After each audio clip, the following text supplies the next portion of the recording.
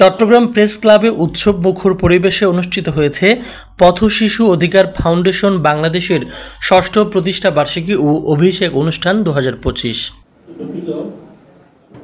অনুষ্ঠানে উদ্বোধন করেন মোহাম্মদ হোসেন, সভাপতিত্ব করেন সংগঠনের চেয়ারম্যান এস.কে খোদা তুতন। প্রধান অতিথি ছিলেন চট্টগ্রাম প্রেস ক্লাবের সদস্য সচিব মোহাম্মদ জাহিদুল করিম কোচি। প্রধান আলোচক ছিলেন মোহাম্মদ শওকত হোসেন পিপিএম। স্বাগত বক্তব্য রাখেন সংগঠনের প্রতিষ্ঠাতা ও মহাসচিব মোহাম্মদ আলাউদ্দিন আরাফাত। অনুষ্ঠানে বক্তারা পথ শিশুদের কল্যাণে সবাইকে একসঙ্গে কাজ করার আহ্বান জানান। দুনিয়ার বর্বরতা নিজের মধ্যে রেখে আরেকজনের দিকে তাকায় লাভ নাই।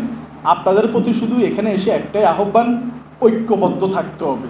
ডাক দিলে একসাথে হইতে হবে। 2-4 টাকা পকেটের গেলেও খরচ করতে হবে।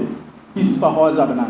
যদি পিছপা হন না আসেন তাইলে কিন্তু সংগঠনও আগাবে না, মানবিকতাও আগাবে না, এবং আপনাদেরই ভালো কাজগুলো ধ্বংস হয়ে যাবে। আজকে একা ভালো কাজ করতে যান না, বলবে যে তুমি কোন প্রধানমন্ত্রী আসছো, তোমার কে কইছি আমি এখানে ফকিরের ভাত খাওয়াইছি। কিন্তু 10-12 জন গেলে বলবে হ্যাঁ ঠিক আছে আপনাদের কাজটা ভালো, ঠিক আছে কিনা কথা। এই জন্য ঐক্যের কোনো বিকল্প নেই, ঐক্যের অবশ্যই প্রয়োজন আছে। সংগঠনের স্বার্থ বিরোধী কোনো আচরণ বা কর্মকাণ্ড প্রমাণিত হইলে আমি পরিচালনা পরিষদ কর্তৃক গৃহীত সিদ্ধান্ত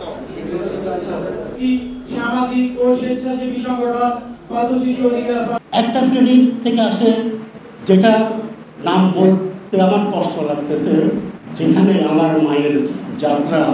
এশিয়ান পথ শিশু অধিকার ফাউন্ডেশন বাংলাদেশ এর সম্মানিত চেয়ারম্যান।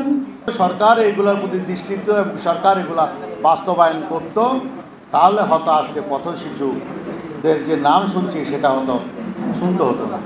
চট্টগ্রামে যতগুলা স্বেচ্ছাসেবী সংগঠন আছে তাদেরকে ঐক্যবদ্ধ করে আমাদের একটি সম্মিলিত সেন্ট্রাল স্বেচ্ছাসেবী সংগঠন পরিচালনা করার জন্য একটা ঐক্য পরিষদ করা উচিত। শেষে কেক কাটা ও স্বেচ্ছাসেবীদের মাঝে সম্মাননা ক্রেস্ট প্রদান করা হয়। উৎসব মুখর পরিবেশে শুভেচ্ছা বিনিময়ের মধ্য দিয়ে অনুষ্ঠানের সমাপ্তি ঘটে। Desk report 24 TV, Chittagong.